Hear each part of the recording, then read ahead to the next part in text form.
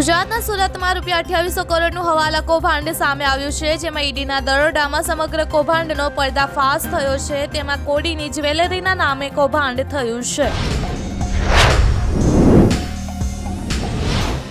સૌરાષ્ટ્ર, કચ્છ, વલસાડમાં ભારે વરસાદની આગાહી છે. તેમજ જામનગર, સુરેન્દ્રનગર, ભાવનગર, ગીર સોમનાથ, દ્વારકામાં વરસાદનું યલો એલર્ટ જાહેર કરાયું છે.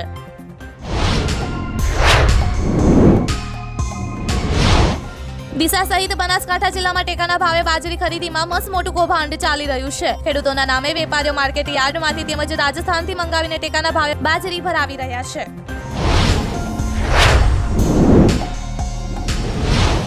કૃષિ પાર્કોની વાવેતરની સ્થિતિ અંગે વાત કરતા મંત્રીએ જણાવ્યું હતું કે ચાલુ વર્ષે અત્યાર સુધીમાં કુલ 40.26 લાખ હેક્ટર એટલે કે 47.04% જમીનમાં વાવેતર થયું છે.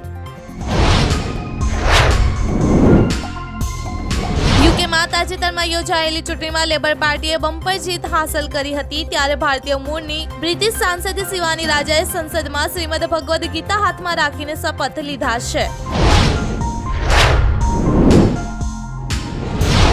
રાષ્ટ્રપતિ દ્રૌપદી મુર્મુએ બુધવારે રાષ્ટ્રપતિ ભવનના બેડમિન્ટન કોર્ટમાં અનુભવી શટલર અને કોમનવેલ્થ ગેમ્સની સુવર્ણ ચંદ્રક વિજેતા સાયના નેહવાલ સાથે બેડમિન્ટન રમી હતી. જમ્મુ અને કાશ્મીરમાં સુરક્ષા દળોએ કઠુઆ ઓચિંતા હુમલામાં સંબંધમાં 24 લોકોની અટકાયત કરી છે. આતંકવાદીઓને શોધવા માટે અનેક જિલ્લાઓમાં સર્ચ ઓપરેશન ચલાવવામાં આવી રહ્યું છે.